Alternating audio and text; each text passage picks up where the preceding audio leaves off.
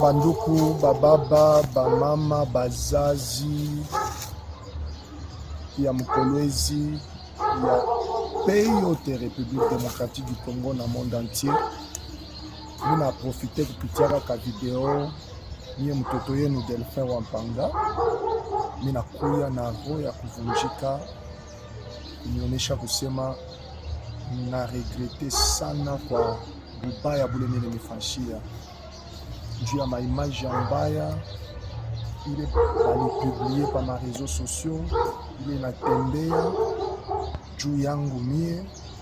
Utakatifu wa Mungu unakuya sabote, unamzunisha Roho Mtakatifu, ninachafusha kazi Mungu alinipatia, nipakala buchafu. Mina kwa kulomba buluma sana, siwezi kujijustifie, nishi kwejua kwa kize muntu. Mina kuya kumilomba munirumie na kunisamee kabisa. Mina twanga magoti na roho ya kuuma juu ya kulomba buluma kubiongozi yote ya inchi, kwa baba raisi wa Jamhuri ya Congo, première dame mama muzazi, autorité ya province ya Lualaba mama Fifi Masuka, mtoto yako Delphin Wampanga anakuwa kulomba buluma kwa haya mimi nipatisha province ya Lualaba. Ba autorité bote munenifuata mutike kunifungulia koro, kunisame kwa makosa yote mimi nimefanyia cha kunipakala buchafu. Bababa ya kiro, batumishi ya Mungu, ba pasteur, communauté chrétienne yote, ma église yote, mukono yangu paro na machozi ndani na kuya kuinama kombele yenu kulomba munifungure kwa roho yenu jua kunyakorde ko tu pardon kwa buchafu na bubaya bule mimi nifanishia. Na nina kwa kulomba kuba mama tu bote, ba mama yangu bazazi, ba mama balinizala 9 mois muntumbo, mimi nipatisha aya kupitia buchungu mulinibeba 9 mois na hivi mimi nifanishia. Munisame kabisa juu ya image balizambarisha pa ma réseaux sociaux juu yangu. Munifungure kwa maro, munisame kabisa. Mina kwa kulomba buluma munirumie na Mungu anirumie, munichukue kwa maombi, Mungu anipe nguvu ya kushimama. Asante kabisa. Entrée, bokota. Tuyekolobela makambo ya Pasteur Delphin Wampanga. Voilà. Pasteur Delphin Wampanga. Pasteur Delphin Wampanga zali pasteur oyo azwe évoluer ba côté ya Katanga, Kolwezi, babiloko moko ya bongo.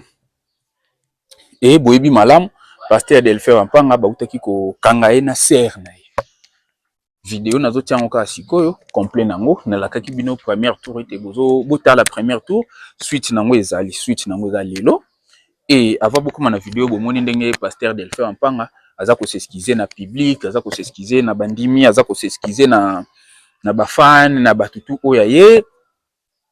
Et asengi pe pardon na Mama Denise na président balimbisa ye na ndenge vidéo na ye komi viral na réseaux sociaux. Voilà. Kasi likambo kokamwa na makambo o eza nini? Likambo kokamwa eza Pasteur Delphin Wampanga hier oyo ya lobby, il était parti voir mobali ya madame oyo yo ya bimaki na ye po aza femme mariée. Ya kendaki komona ye. Akende komona ye apesa ye $10,000 po alimbisa ye. Après avoir kobimana mwasi ya ndeko na ye, ndasengi apesa ye $10, apesa ye $10,000 pona atiela ye na se. Yango totuni bino libota na Nzambe bandeko na biso ba pasteur. Est-ce que ça normal? Kobimana mwasi ya muninga apozo kene kopesa ye $10,000 pona moto ebima, moto ekufa pona batiela ye na se. Oui, ndeko mobali na yebite place yo oza ozolanda biso. Yo iloko abongo soki ekomeli yo. Okondima ngo to okoboya yango. Mituna etunami na biso nyonso tu. Mituna etunami na biso nyonso. Voilà, ba pasteur na biso boyokisi biso pasi, bopesi biso pasi. Bopesi biso pasi pona nini? Ba choix oyo bino bosali, bolingi yango te. Mwasi na yo ya ndako. Otiki ye oki kobima na ser. Pona nini bolingi kopesa ba mama na biso mitema pasi? Pona nini bolingi ko valoriser basi na bino ya ndako te? O bobali na mbongo. Pona nini ko bebisa foyer ya muninga? Muninga bali mwasi na ye na mbongo yo ke oyo yo bala osepeli na ete oyo zo sepela neza kaka chantre na yo, ser na yo ya église.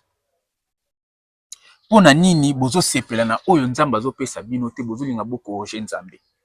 Pasteur Delphin Wampanga oyo sali ko s'excuser eza problème te poto lelo to komi ko remarquer ba pasteur ebele soki asali buzo ba na 6h na 12h ye wana ye liboso ya télévision ya betando yike pona ko senga pardon pona ko s'excuser.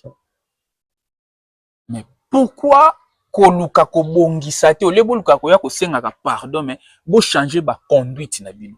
Pourquoi pas directement bo changer ba conduite na bino ole boya kana ba pardon na to lembi yango ole boya kana na beskize wana bo arranger tamboleli na bino bo tika kolula bo tika molimo ya convoitise bolingi kolula basi ya baninga bo tanga ka exode mibeko zomi eza na exode 21 à 17 et komi mibeko nyonso tu oyo Moïse atika kolula mwasi ya moninga na yo te kolula mwana musala na yete kolula eloko nyonso tu ezali na muzalani na yo te to proche na yete montre na yete eloko te kolula eza lisumu makasi. Tala na mukanda exode okomona yango donc bandi na exode 20 kita na 1 ti 17 kokuta mibeko zomi eza wana ezozela bino bato ya mabe oyo boyebaka te ke kolula mwasi ya moninga kobotola po yo za na mbongo moni ke yo mikoki nga naza na kombo naza Delphin Wampanga na koka na botola mwasi ya moninga na pesa ipasi. Même si on peut si $10,000, $10,000 et qu'on stabiliser foyer wana te ka ou déstabiliser déjà foyer ya moninga. Mutabali mwasi ne na mbongo yo tellement za pasteur. OK bimana ye oyebi kaza mwasi ya bato po zoela mobali nda ku $10,000. Po $10,000 ani ko zongisa tâche oyo te na mutema na ye. Ata sombi lupango amona kaka lupango pona basalaka mwasi na nga boye pa pasteur Delphin nde etika souvenir à salité. Dédé, bino ba pasteur, j'ai remarqué une chose. Ceux qui bo sali mabe na réseaux sociaux ou bien wapi, boyaka mbangu kosenga pardon et pas maman Denise na président de la République. Tala ba genre ba pasteur tozana bango. Tala na ba genre na bino. Osali mabe obimi na mwasa muninga video no ebimi posenga nzambe pardon po yoza pasteur posenga église no pardon ozoloba je présente mes excuses au distingué première dame maman Denise Nyakero président de la République yo sali mabe video ya muninga kende kosenga pardon na famille na botika ba semblant na ba ke bino boyebani na ba président bino nde boyebani bokasi biso te président te bino ndeka boyebani na président et c'est des bêtises. Botika biloko wana biloko ba pasteur Delphin bozo sala eza mabe.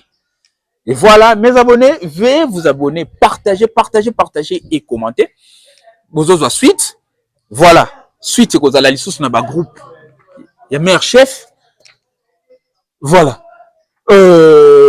Surtout ezo kisasa. Ezo blesser biso, ezo déranger biso. Pourquoi à tout moment kaka bino basali nzambe? Pourquoi à tout moment kaka bino?